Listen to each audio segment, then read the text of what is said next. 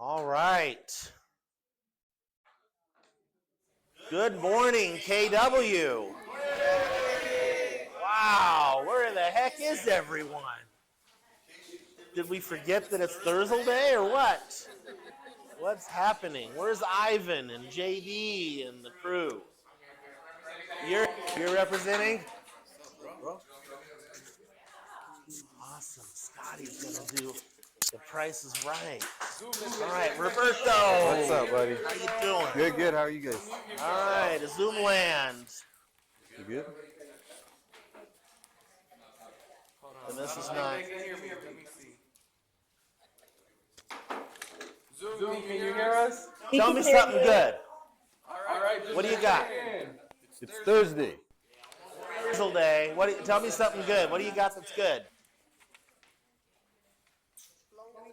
Tiffany.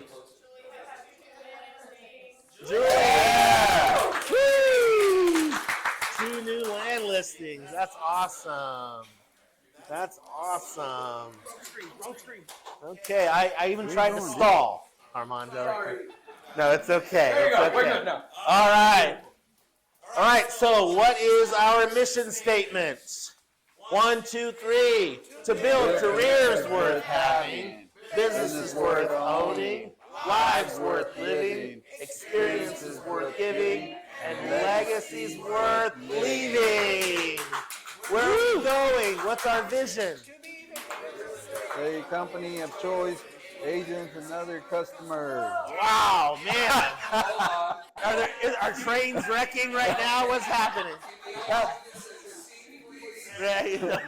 1, 2, 3. To be the real estate company of choice for our agents and their customers. Woo! We knocked it out the park that time. I really think so. And our values are God, family, and then business in that order. All right, we have the Y4C2Ts. Can you say Y4C2Ts? It took me a couple of years to be able to say it fast, Y4C2Ts. Right? It takes a little bit of time. So we've talked about win-win or no deal. We've talked about integrity. Today we're talking about customers coming first. Whenever we hear customers always come first, what do we think about? What do you think about when you think about customers coming first? Have you heard the customer is always right? Yes. Isn't that what we sort of think about when we think the customer is first? And is the customer always right? You know, oftentimes our job as professionals, we're not in the retail industry. We're in the professional industry, right? We're professional representatives. So when we're representing clients, it's actually our duty to sometimes tell them or coach them, not tell them, coach them around maybe they're not right in order to protect them, right? So I have a little video, a little 1 minute and 45-second video that sort of explains what customer first really means. Maybe. Perhaps. Maybe I should just go over here and click it on the mouse. Is it going? Yeah. We live in a time of unprecedented disruption, in a world of continuous connectivity and shortened attention spans, where people live their lives through their screens and share their experiences with everyone they know. Customers realize that anything is now possible. Their expectations keep growing much faster than businesses can adapt. Buyers put off talking to salespeople for as long as they can. They prefer to educate themselves. Welcome to the age of the customer, when all that truly matters is the quality of the relationship with your customers and whether you've earned a role in their lives. But customer loyalty can no longer be bought. It must be earned by building trust over time.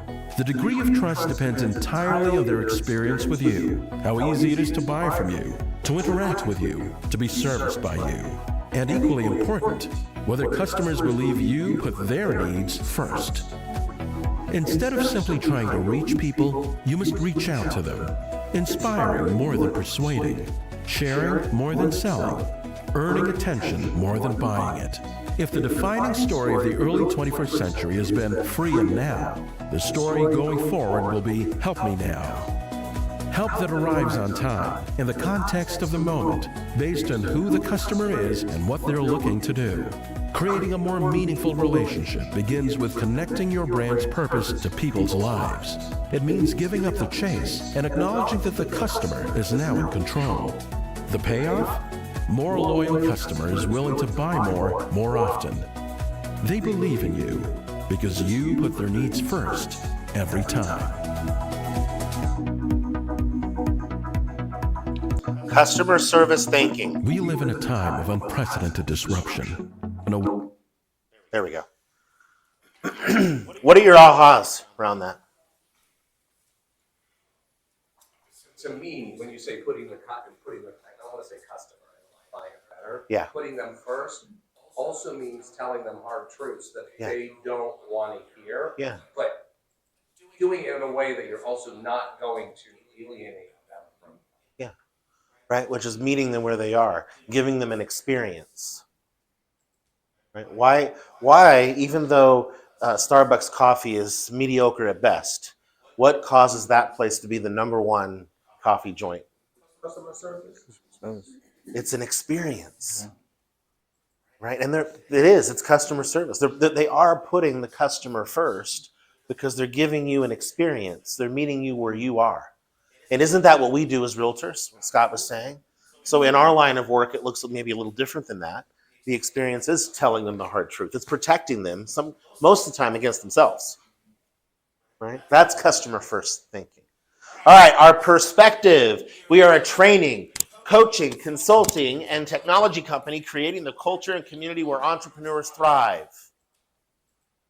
What is our purpose? Okay, Wendell knows it kind of because he whispered it.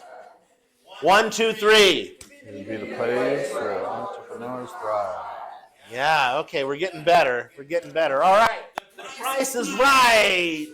How you guys doing? On track, on the contract. Well, you guys know the rules. You know, is you guess the sales price, don't go over, and you guys get a prize. What we got first?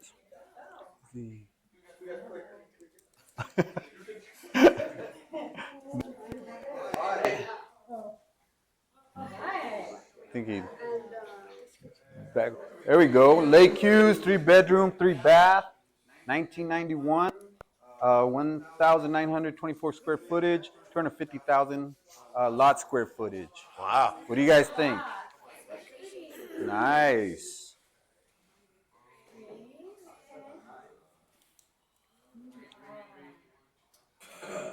What do you guys think? Ooh, look at that yard. How much? How much?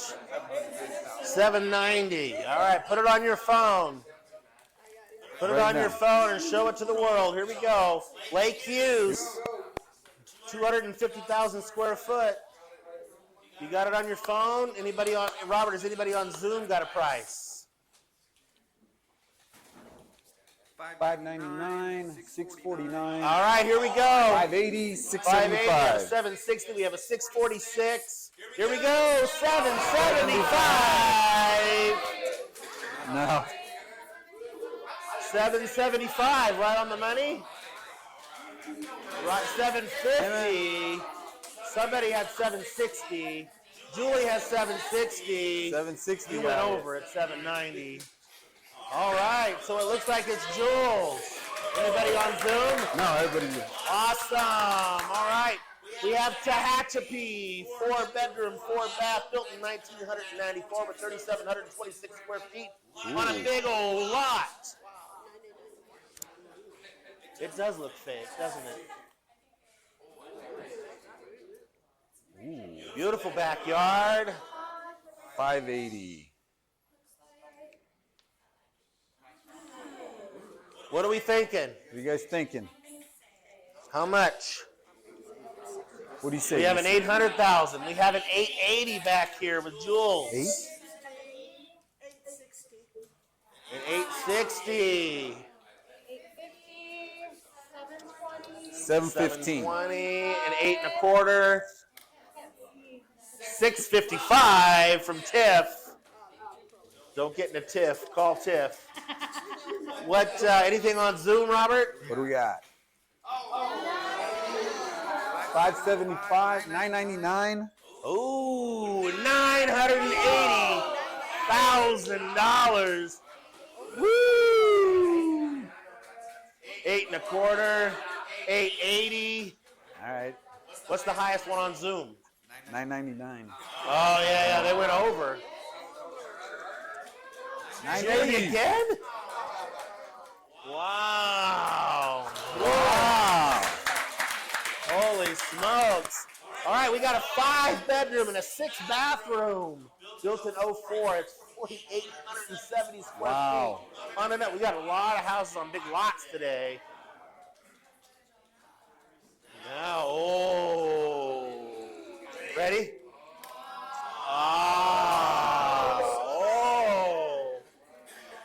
Yeah, VEA beautiful.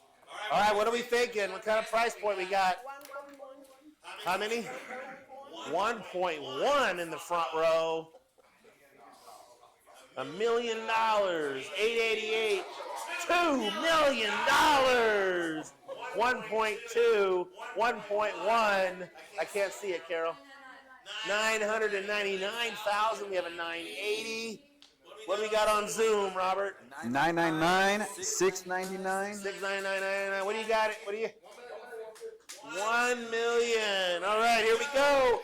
The grand total price is $1.5 million. 1-1. 1.2. Tiff. Tiffany. Tiff wins it. Tiff wins it. I said Don't get your 1.5 Tiff, call well. Tiff. All right. Thank you guys. And then what do we say? On track on the contract. That's right. Thank you guys. Thank you. Thank you, Robert. Thanks, Joe. You got 1.528. 1.2. Oh, they both get one. 2. Oh, Wendell Good, they both wins. Wendell wins. All right, Wendell and Tiff.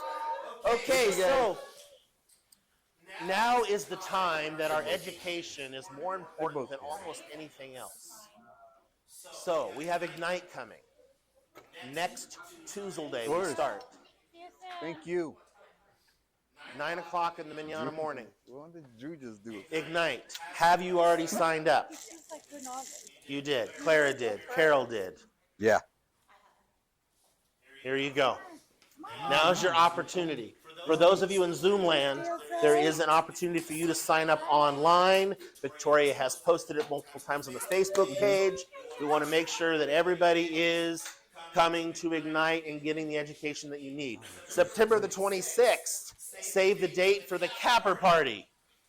Okay, more details to come on that, but save the date for the 26th.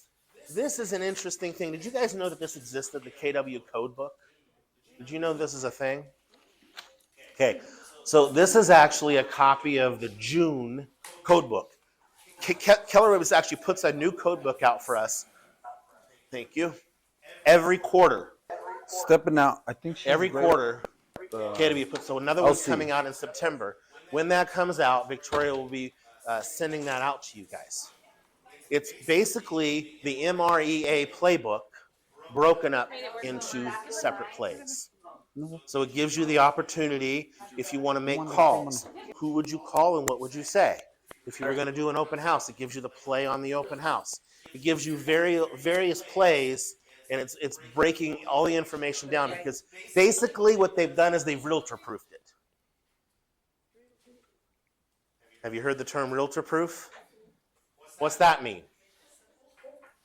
Yeah, make it so that we'll actually look at it, right? Because what happens is we just get busy in our own world and we just like, oh, that's a great tool, and then we don't use it, right? And then we wonder why maybe we don't have any business. So we've one more step in the direction of helping us help ourselves with the code book. So be on the lookout next month.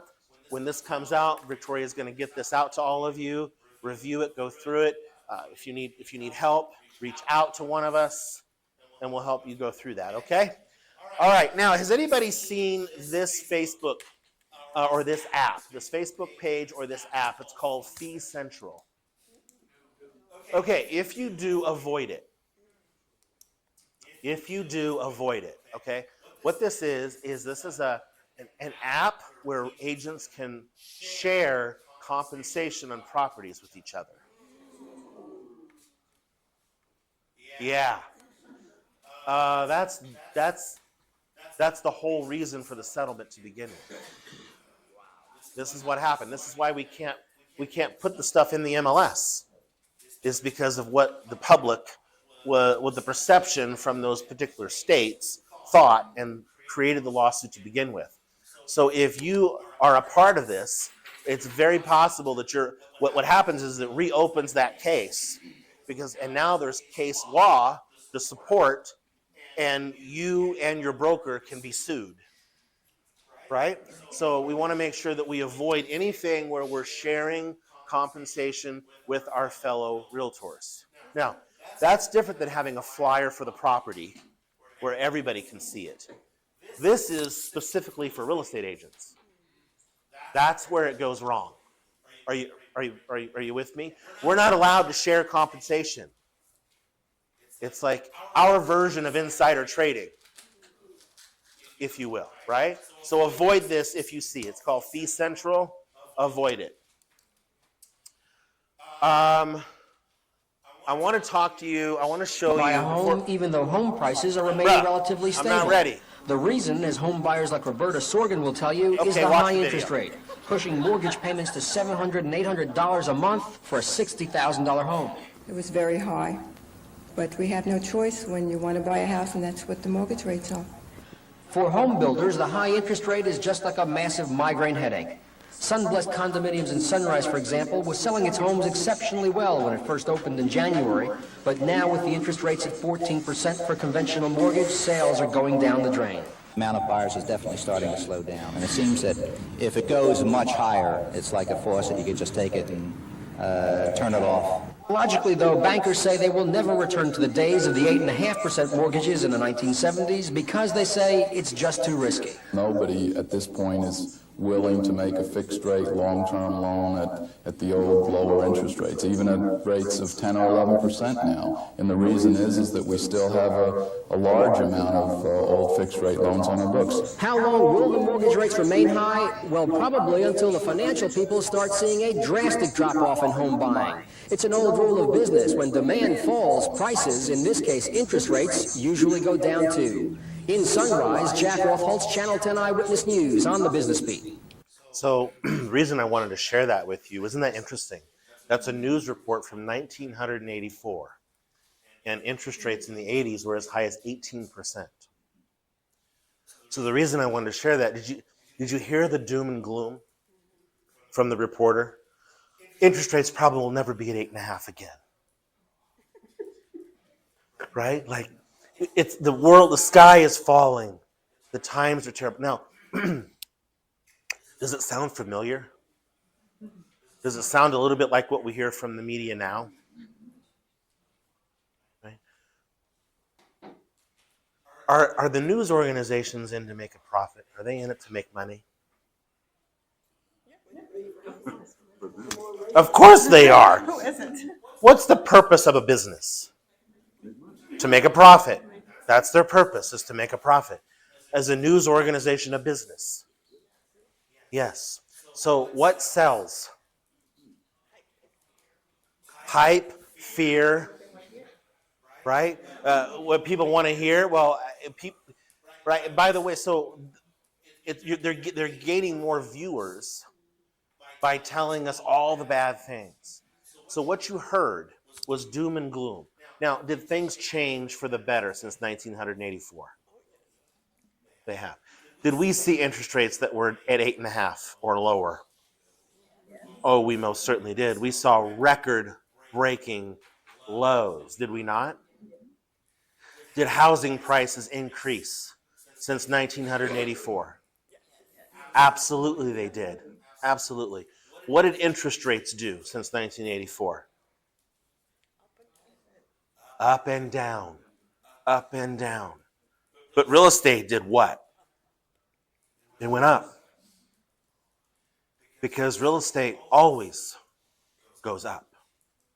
It's always a safe investment, right? The right buy, even the wrong buy. If you buy a house wrong, what does that mean when I say that? Buy a house wrong. Yeah, I bought it too high, right? Even if you bought a house wrong, what fixes that? Time. Over time, that will solve that problem. And it will correct itself, and you could end up ahead, right?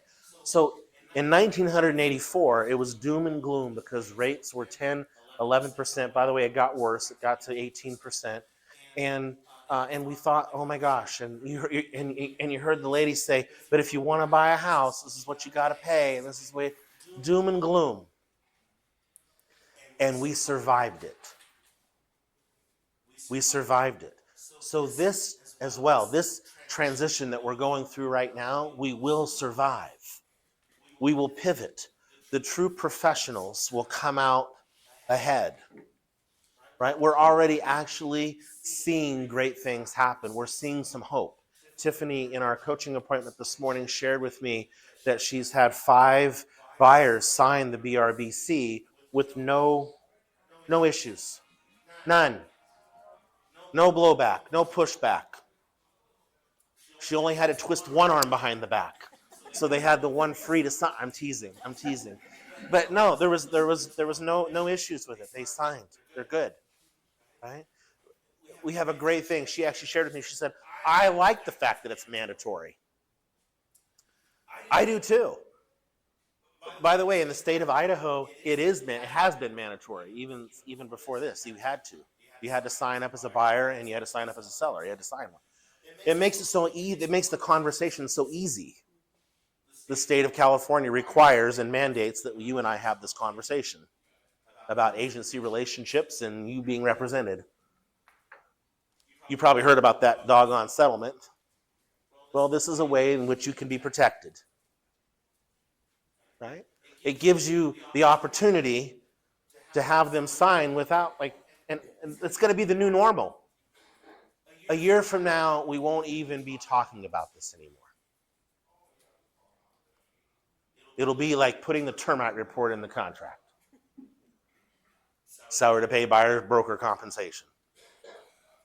It'll be like putting the termite. You'll start to put them in your templates.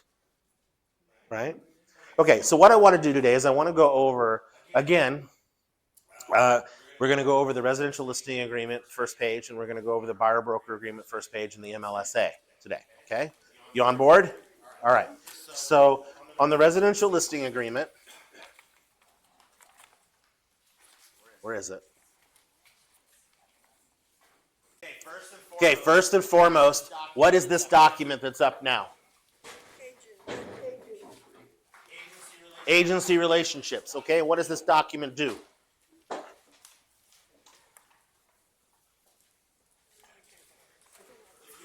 If you all talk at once, we can't hear you. One at a time, please. What does this document establish or represent? Discloses agency relationships.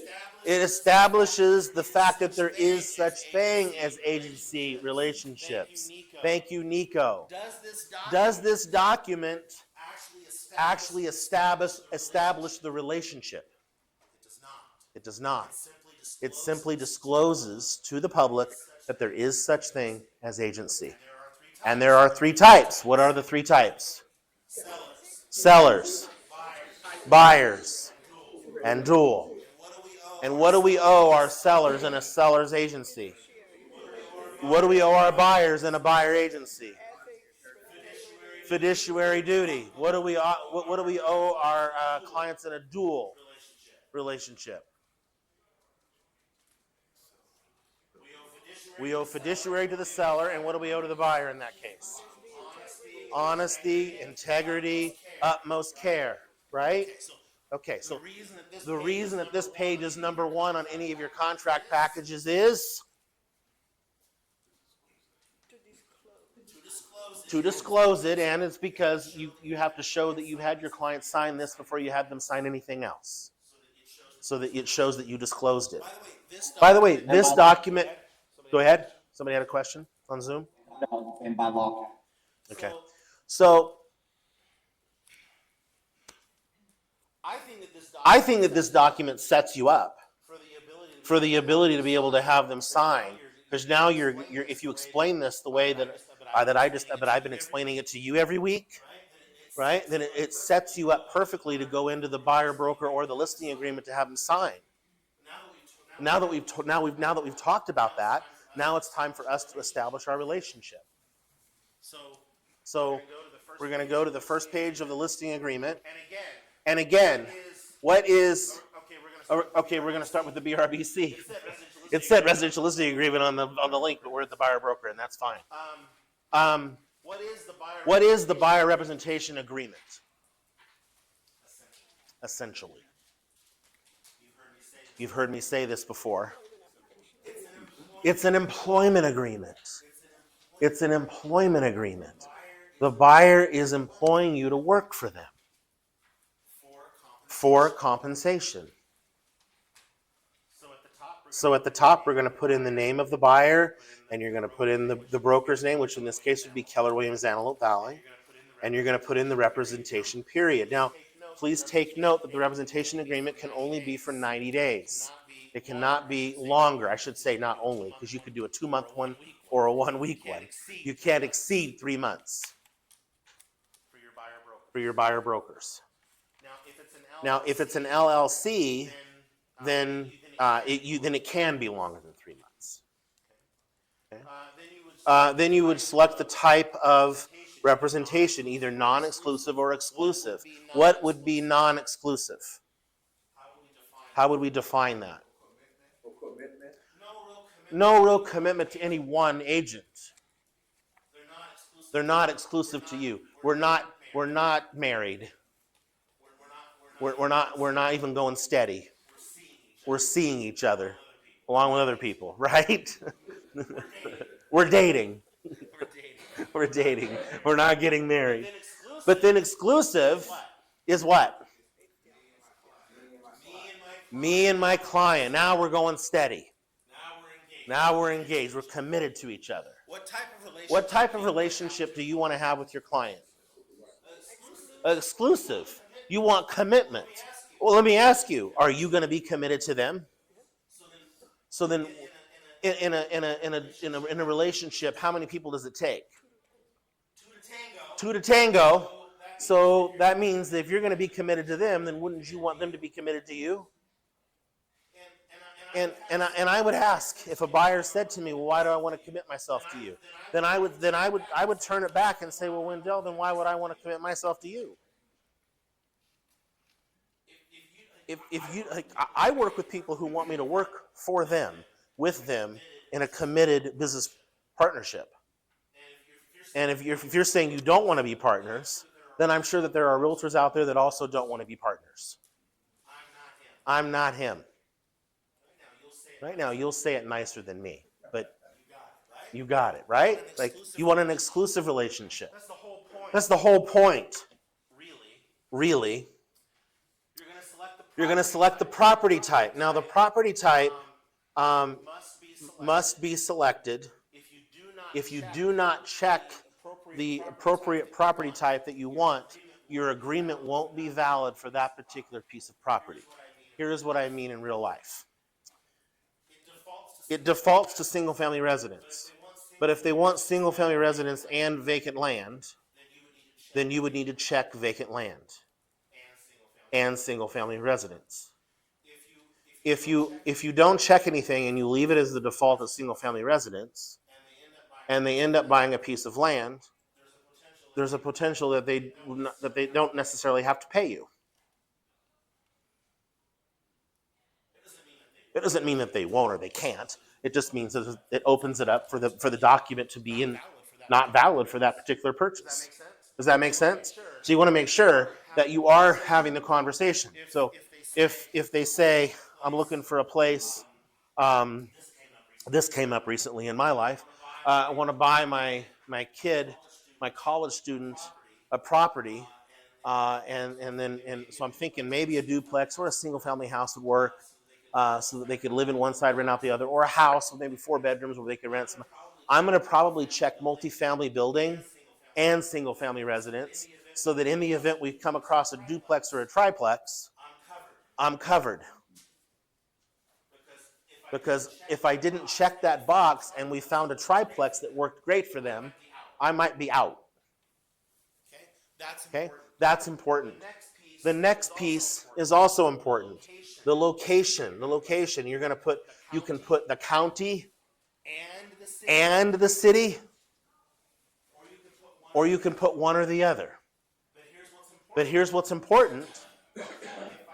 If I put Ridgecrest, for example, like I've got on the form here, if I put in Ridgecrest and I leave out Rosemond, and they end up buying in Rosemond, even though it's in Kern County, and I didn't put Kern County, I'm hosed. My agreement is not valid. Right? Does that make sense? So if I put in Kern County, then that pretty much encompasses it. I can sell Ridgecrest, Mojave, Tehachapi, Rosemond, right? California City. I can do all of that, right? Or I can spell out the cities. Now, what would be the benefit? Especially for us here, because we primarily sell in LA County, right? We do a little bit of Kern County, but primarily we're LA County. So LA County is pretty large, isn't it? And so if I had a client that was considering Glendale or the Antelope Valley, and I am, as an agent, don't want to service Glendale. I don't have to, right? Okay. If I didn't want to service Glendale for a buyer, but by the way, I never did. I always referred that stuff out. Now, I lived further away than you do, so I get that. And I always felt like I can be, when I'm more laser focused on where my business is conducted, I can make more money because I can send a referral out and get 25% and never have to do the work and don't have to make the drive. I'm spending all that time when I could be in my market making money. Okay? That was my outlook. Doesn't have to be yours.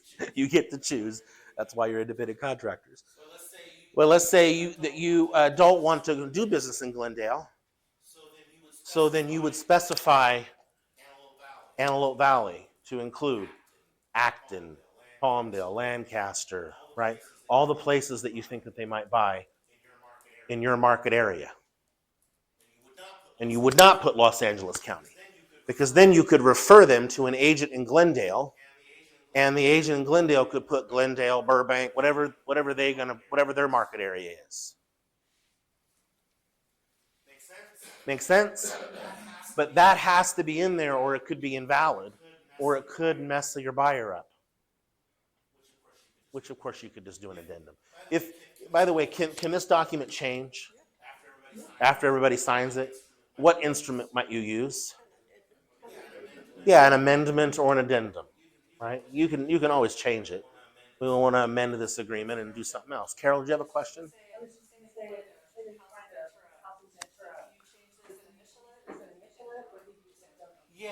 Yeah, I would do an addendum, and I would say buyer agrees to widen the search to include Ventura County, and then you're good, right? Yeah, so that can change. Obviously, you're probably going to know some of these things because you're going to be having an initial buyer consultation. Again, another great excuse is that we've got the precedent that's set by the settlement, and the fact that these documents are now mandatory to be signed before we can proceed with people allows us the opportunity to get the appointment and get them in the office for the appointment. And if you can land the appointment, then you can have your buyer consultation and show all of your value up front, and then get them to sign, have them sign the document because, well, it's the right thing to do, right? It makes the most sense. Additional description on B3 and C, you don't have to do anything here necessarily. And if you do, it doesn't bind you. Here's what I mean. Buyer preferences and priorities. Swimming pool and paid off solar is put there because the buyer told you, I want a house with a swimming pool and paid off solar. So you put it in the agreement under additional preferences and priorities. And they buy a house without a pool and no solar. You're okay. These are optional. These two, B3 and C are optional items and they're not binding. So if you have a buyer that says, why is this blank when I told you I wanted a swimming pool? Then you could put in swimming pool. No harm, no foul. Makes them feel more comfortable. That's okay. And then properties excluded from representation. Why might we exclude properties from representation? If they signed another agreement for something else, potentially. Is it possible to do a one-time listing agreement?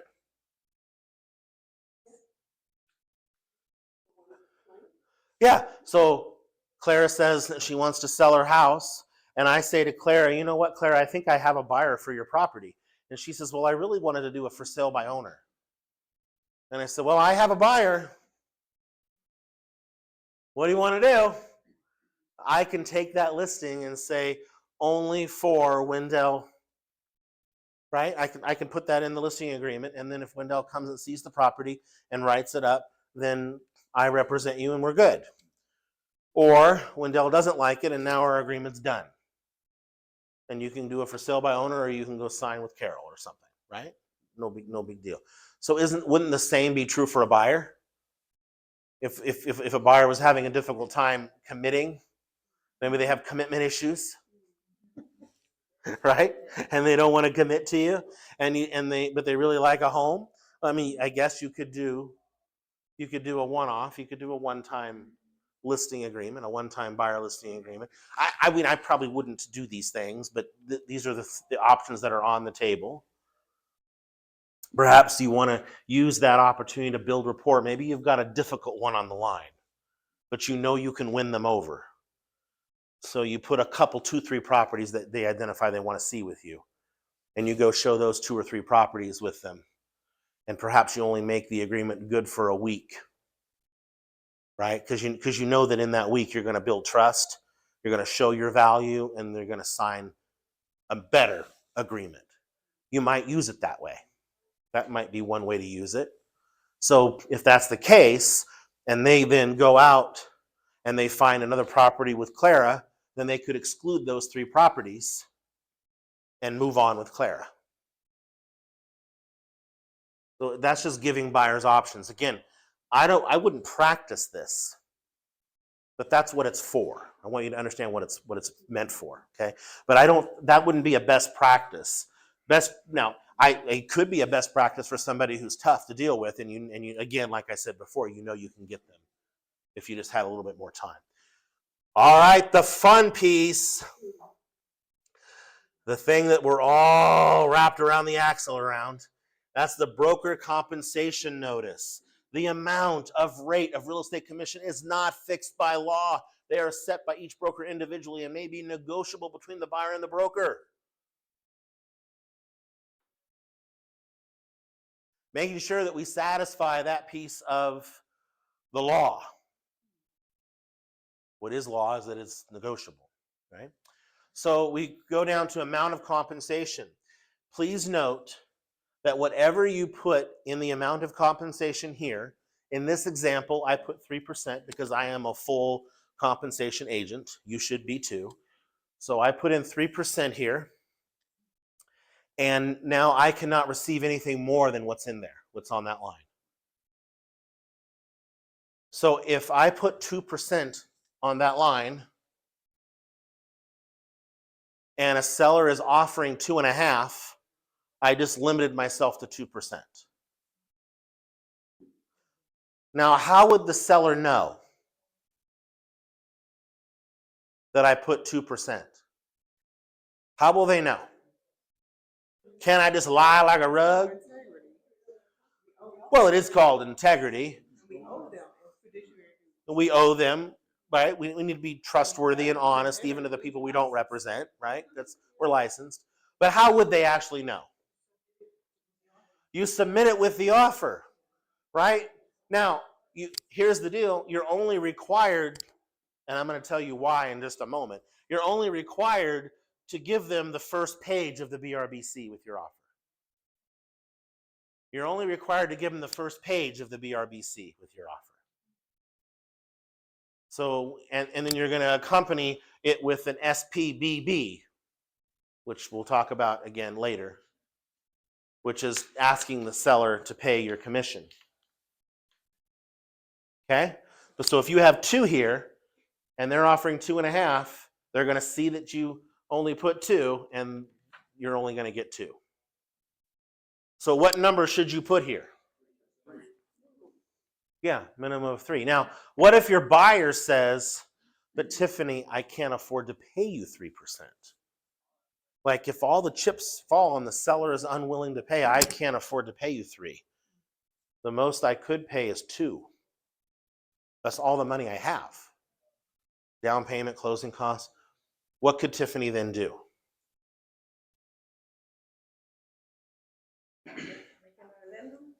Yeah, she could definitely write an addendum, right? She could write an addendum that says, if the seller pay, I will accept whatever the seller's going to. You wouldn't word it like this. I'm just giving you some. I will accept whatever the seller's going to pay me, and I release you from anything else. That way, the buyer feels comfortable, right? And yet you get, but yet you get your full commission, right? You could do that. Yeah, or you could coach them. Like we talked about yesterday, you could coach them into how else you might be able to fund it, right? By the way, did you know that Fannie Mae and Freddie Mac have now, which, in case you didn't know, who Franny and Freddie is, Fannie and Freddie, they are insurance for the conventional mortgage market. Okay, so when your clients get a conventional loan product, those loans are insured and backed up by Fannie and Freddie. Okay, they are now allowing for consumers to borrow unsecured loan to pay buyer broker commission. That's brand new, hot off the presses. So now they can call up Capital One and say, will you extend my credit card limit because I got to pay Tiffany $15,000 to sell me a house. Now, they still do have to qualify. Are we good? Just give me a ring on Zoom. Just call my name when we need you. Okay.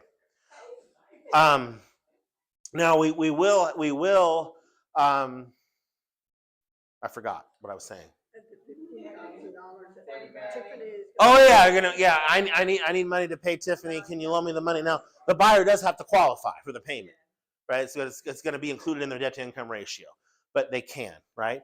Also, FHA does not allow for unsecured, for unsecured loans. So FHA is not allowing you to do that yet. I suppose they probably will eventually, right? And I haven't heard about VA yet, what they're doing.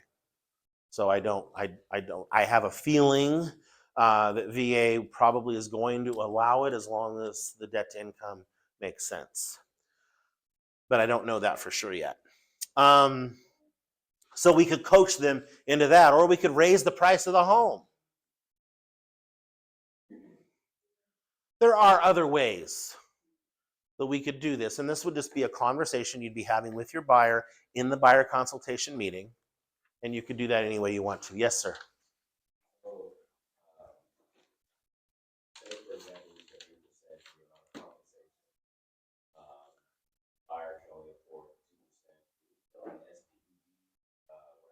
So on SPBB, You would put on the SPBB what you put here. And then you let the seller counter offer you.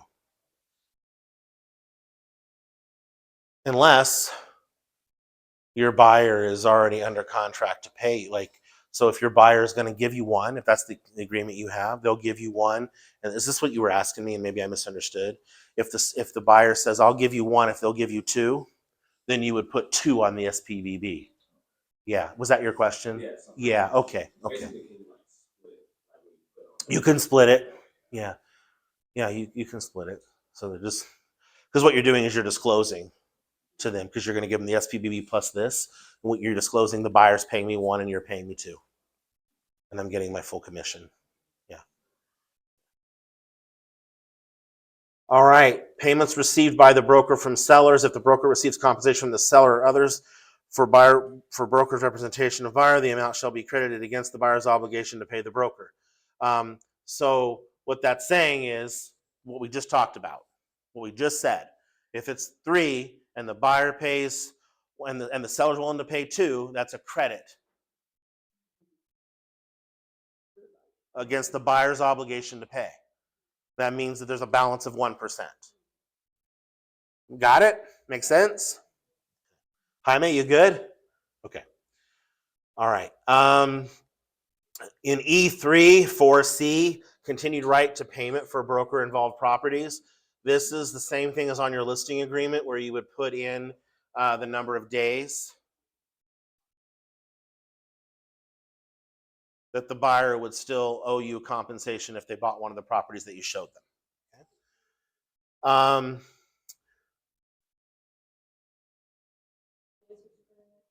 90 days.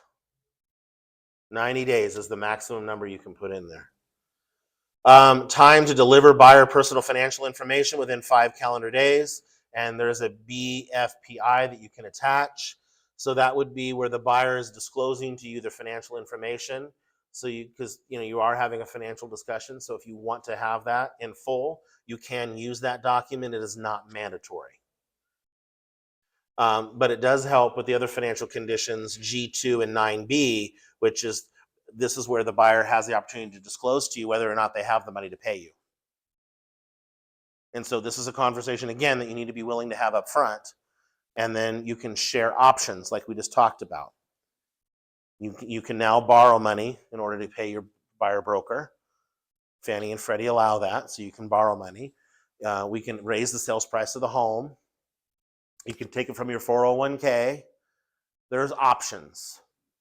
Or you simply don't have the money at all, and maybe you want to hire me only to show homes that are offering buyer broker compensation. You're allowed to do that, Mr. and Mrs. Buyer, if you want. You're just going to need to send me an email instructing me that that's what you want to do. And you understand the risks. And then us, as the buyer agent, I would like for us to respond to that email in writing, showing what the risks are. You might lose a property that's great for you. I want us to be protected in case something goes sideways, because will it go sideways? And we're going to be the ones in the hot seat. So just make sure you're having these conversations up front. You don't want to get halfway through escrow and it be a problem. You don't want to be in a moral dilemma. They found a great house that works great for them, but they're not offering compensation, and now you have no way to get paid. So now you just walk away and they don't get the house? That would be hard for me to do, because my fiduciary obligation is to look out for my client first and me second. If I walk away, I'm actually kind of looking out for myself. And although that's what I'm in business for, is to make a profit, I still would have a hard time with that. And I would actually blame myself because I didn't have the conversation properly up front. So at that point, I'd have to be willing to, probably going to have to coach the client into paying more for the house to get the seller to credit the compensation. It's probably what I would have to do, right? Or I guess it might come down to where you're doing it for nothing. But I would trust that would never happen. And really what we're seeing in the marketplace is sellers are paying the compensation. Everybody's having to have the conversation right now. And as realtors, it's our job to educate and coach our clients. So as long as we're educating and coaching our clients along the way, this is going to be the new norm. It's going to work out, right? 1984, remember the video from 1984? it works out. Okay, I want to switch over to the listing agreement. There's a couple points on here that I want to hit. All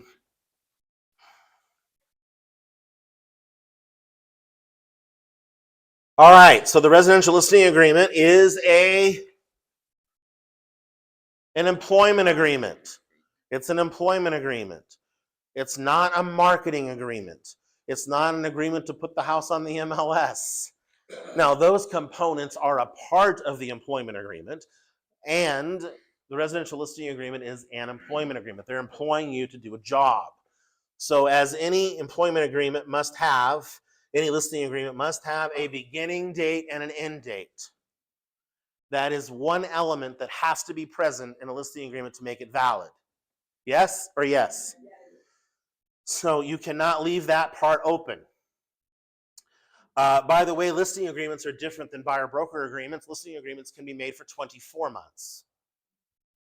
They can be made for 24 months. You're going to put your listing price in, and then if there's a specific listing that's a manufactured home or a probate, then you would check the appropriate box and attach the appropriate addendum. Compensation. This is the main area that I want to talk about under C. The compensation is not fixed by law. It is negotiable. And this is where you are going to be negotiating your commission with your seller client only. There is no more cooperating broker compensation. There is no more cooperative broker compensation. There is no longer broker cooperative compensation. Yes? Okay. They say you have to say something 8 times before it sticks. I think we've got it. I think we're there. But just in case we aren't, there's no more broker cooperative compensation. Okay? That's why I told you I had the slide up with the circle and the line through it saying don't join Fee Central, because that's brokers sharing compensation with one another. Right? We're not allowed to do that anymore. The seller, however, can pay the buyer broker, and the buyer can pay the buyer broker, and there could be a combination of the two. That's okay. So on the listing agreement, just like on the buyer broker agreement, are you negotiating for the listing agent's commission? Because the employment agreement is between you and the buyer. In the residential listing agreement, the employment agreement is with whom? The seller and you, the client, or the client and you, the agent. That's the employment agreement. So you're not going to negotiate buyer-broker compensation on the residential listing agreement. It's no longer appropriate to do so. So there's nowhere to even put it on the document. If you remember on week 1, I said to add it on 2K. I was wrong. So I retract the statement, redact it from the memo, and wrong, we're not doing that. Gov says no. Okay. Now, Marvin did come up with a great phrase, and since I've read that phrase and I sanctioned that phrase and I said yes, now that's changed as of yesterday when I heard Gov in Bakersfield. We're not making any mention. Now, what could you say? You could say something like, and you could put this in the agreement, but I just wouldn't, you guys. I would just stay away from it in the listing agreement. If you want something in writing to substantiate that your seller is willing to pay buyer broker commission so that you can market that as such, then have them send you an email. But even then, that's old. That's the old days. We're in 2024 now. We're in August. And we're not negotiating buyer broker compensation anymore. We'll let that happen the way that it needs to happen. The buyer will write the offer and they'll ask for the compensation.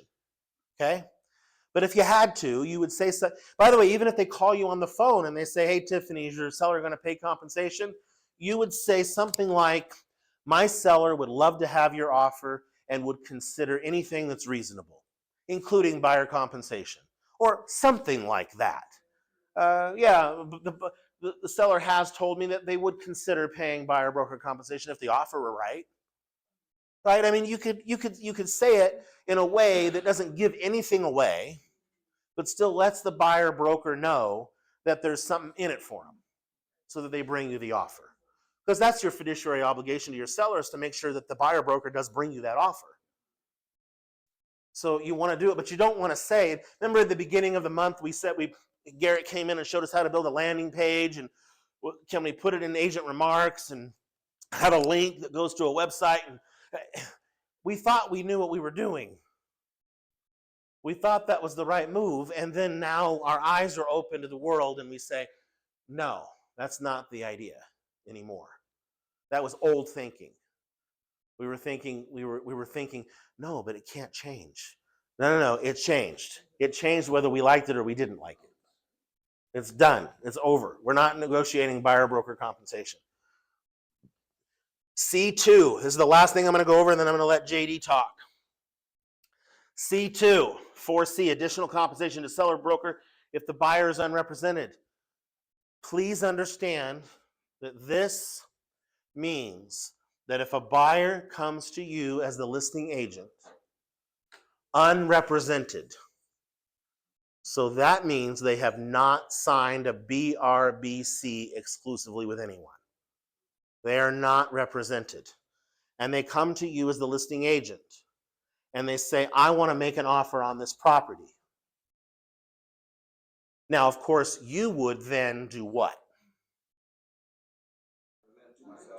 You would want to get them as a client, would you not? Like, you would want to let it sit down, and we're going to have a buyer consultation. You're not going to tell them you're going to have a buyer consultation, but you're going to sit down, you're going to take them through your value proposition, and you're going to present the BRBC, and you're going to get them under contract to represent them, okay?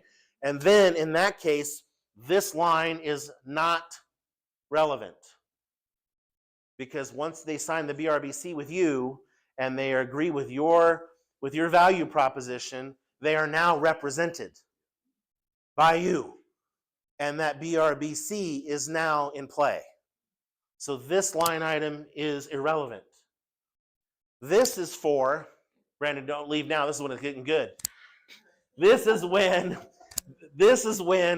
they say, no, Jaime, I'm not signing your stinking form. I just want to buy the house from the seller, and I don't want to be represented. Now, the reality of that situation is, who's going to write the offer?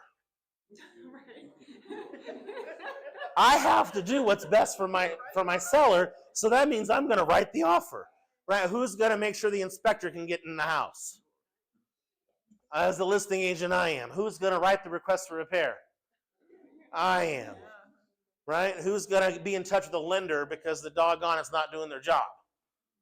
I am, right? Who's going to be facilitating the closing? I am. I'm going to be facilitating all of that on behalf of my seller, so therefore my seller should pay me for that. That's what this line item is for.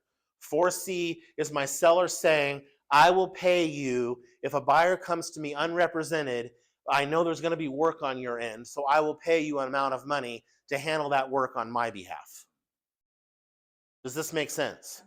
And then you would also use the buyer non-agency to disclose to the buyer that they are not represented in the transaction. Only the seller is. Have you got it? So this is not buyer broker representation. This is unrepresented representation. I mean, I'm tired. You know what I mean. All right. JD, you're on. All right, guys, real quick. We had the Code of Ethics class last Wednesday. In order to get credit for that class, you had to be here, and then at the end, they showed a QR code with a website, a code, so you can take the quiz for free and get your certificates. There's a quiz and a test. There are easy answers. You have the answers that you can to us. We originally wanted to send them to everyone, so you guys can go and do that, but that wouldn't be the ethical thing to do. The ethical thing to do would be, if you guys did attend the class and you need help or instructions on how to get your certificates, come see me, we'll make sure that you guys are there, and then I'll walk you through the certificates. Is that fair? You know, true. Not every time you renew, it's every 2 years. Yeah, there's a process too. When you get your certificate, like when you take the test, you don't just get a certificate and you're good to go. You actually have to, with the certificate they give you, you have to send it To the board. To the board. Yep. To the board office? Yeah, send it to GAVAR or RAR or TAR or SRA or whatever your main board is, and then they put it in CAR's roster that you've completed it. So,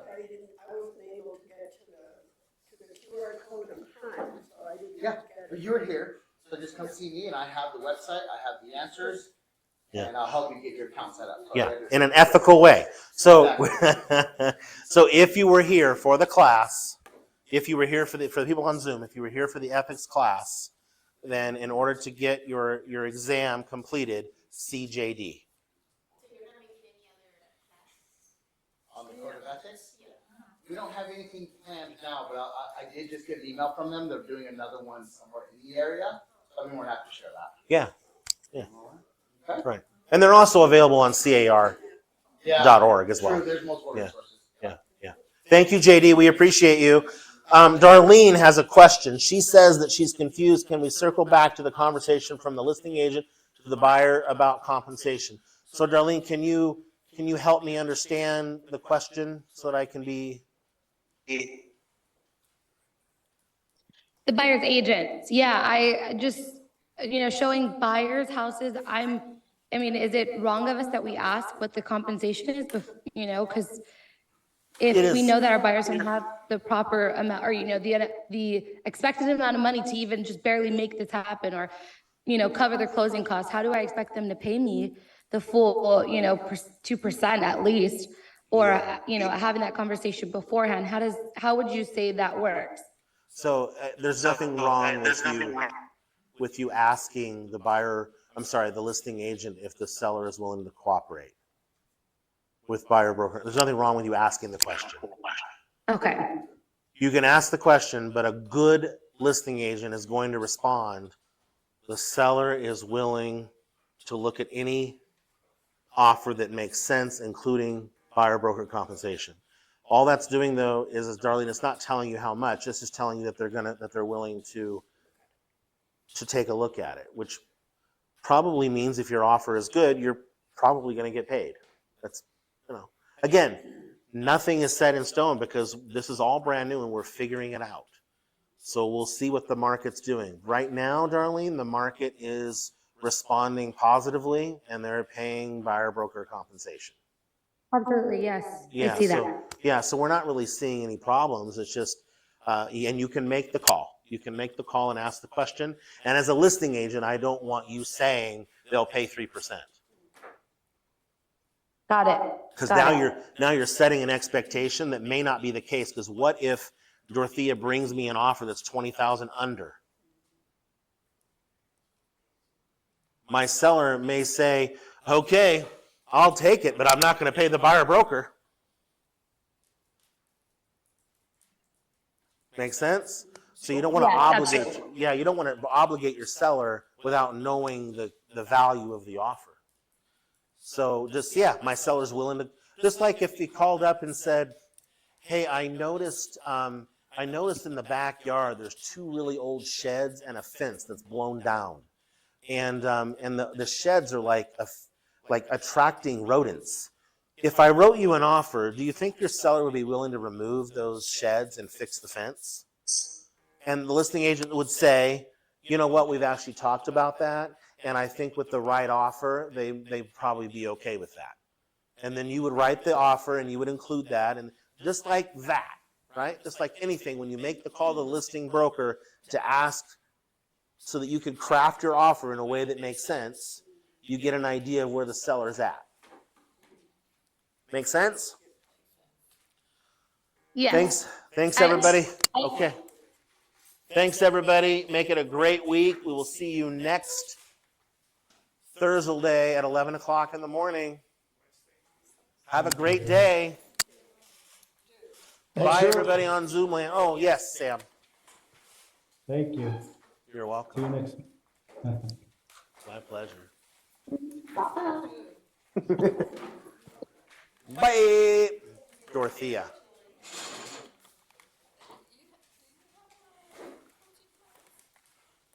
Do I have? No.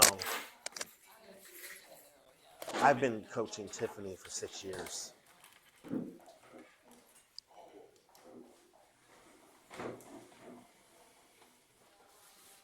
Okay.